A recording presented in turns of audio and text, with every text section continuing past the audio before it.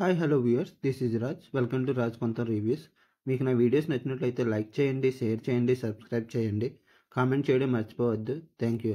ఇక పాయింట్లోకి వచ్చినట్లయితే వీకెండ్లో హోస్ట్ నాగార్జున వచ్చి యస్మి నువ్వు బాగా ఆడుతున్నావు అన్నాడట.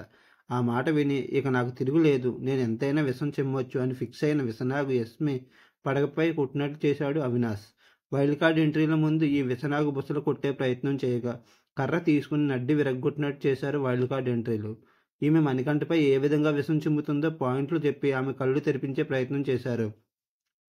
మణికంఠపై విషం చిమ్మే విషయంలో యస్మి కూడా తప్పుల మీద తప్పులు చేస్తూనే ఉంది. ఓవైపు వైల్డ్ కార్డ్ ద్వారా వచ్చిన కంటెస్టెంట్స్ యస్మి మణికంఠపై ఏ విధంగా విషం కక్కుతుందో చెప్తున్నా కూడా ఆమె బుద్ధి మాత్రం మార్చుకోవడం లేదు. గత సీజన్లలో చాలామంది వర్స్ట్ కంటెస్టెంట్ని చూసి ఉండొచ్చు, కానీ వాళ్ళు కాస్తో కూస్తో జాలి దయలాంటివి కనిపించాయి.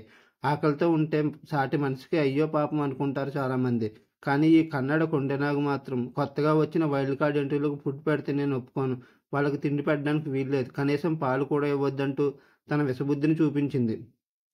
అంతేనా, నామినేషన్స్లో అసలు నేను ఫుడ్ గురించే మాట్లాడలేదు అని వీకెండ్లో నాగార్జున ముందు ఏ విధంగా అయితే పచ్చబద్దలు ఆడుతుందో నామినేషన్లోనూ అదే చేసింది. ఓవైపు మణికంఠపై విషం చిమ్ముతున్నావు అని వైల్డ్ కార్డ్స్ కంటెస్టెంట్ నామినేట్ చేస్తుంటే అబ్బే నేను మణికంఠను టార్గెట్ చేయడం లేదు, బోల్డ్ అంత ప్రేమను పనిచేస్తున్నాను అంటూ సొల్లు కబుర్లు చెప్పింది. ఈ సొల్లు వినడానికి అక్కడ ఉన్నది హోస్ట్ నాగార్జున కాదు కదా, బయట నుంచి ఈమె కంత్రి వేషాలను గమనించి వచ్చిన వైల్డ్ కార్డ్ కంటెస్టెంట్స్ కాబట్టి ఒక్కొక్కరు ఈ విషనాకు ఇచ్చి పడేశారు. అయినా సరే ఈమె బుద్ధి మారలేదు. నిన్నటి నామినేషన్స్లో ఈమెను నామినేట్ చేస్తున్నారని బాధపడలేదు. మణికంఠని ఎందుకు నామినేట్ చేయడం లేదు అని, అతన్ని ఎందుకు సపోర్ట్ చేస్తున్నారని ఈమెతో పాటు హౌస్లో ఉన్న పత్తేపారం బ్యాచ్ అంతా తెగ ఫీల్ అయిపోయారు. ఇక మణికంఠను టేస్టీ తేజ నామినేట్ చేయగానే అతని పేరు చెప్పగానే యస్మిలో ఉన్న విసలాగు బుసలు కొట్టింది. ఎస్ ఎస్ అంటూ రాక్షస ఆనందం పొందింది. అప్పటి వరకు నేను మణికంఠను టార్గెట్ చేయడం లేదు, ప్రేమను పంచుతున్నానని శుద్ధ కబుర్లు చెప్పి మణికంఠ పేరు చెప్పగానే తనలోని శాడిజం ఆటోమేటిక్గా బయటకు వచ్చేసింది. అది చూసిన ఆడియన్స్ ఈమె ఎందుకు మణికంఠపై ఎంత పగ పెంచుకుంది అని ముక్కును వేలేసుకున్నారు. ఇక నేటి నామినేషన్లో ఇదే పాయింట్ను లేవనెత్తి యస్మి కళ్ళు తెరిపించే ప్రయత్నం చేశాడు అవినాష్. మణికంఠను నామినేట్ చేస్తుంటే మీరు ఎస్ఎస్ అని తెగ రియాక్ట్ అయ్యారు.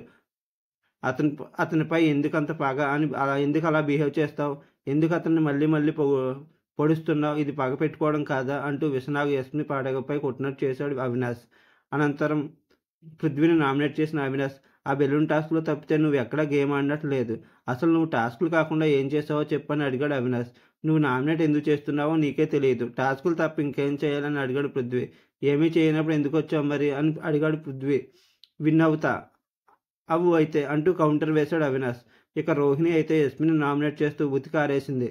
నబీల్ పృథ్వీ ఆడినప్పుడు పృథ్వీకి ఆడటం చేతగాక ఓడిపోతే నువ్వెందుకు ఏడ్చావు, నువ్వు చేసిన తప్పు, మళ్ళీ సంచాలకుగా ఉన్న ప్రేరణను తప్పు చేయమని చెప్పి ఆమెపై పగ పెంచుకున్నావు, పృథ్వీ చాలా కష్టపడ్డాడు అంటే నబీల్ కాలు చాపుకుని కూర్చున్నాడా అంటూ ఇచ్చి పడేసింది రోహిణి.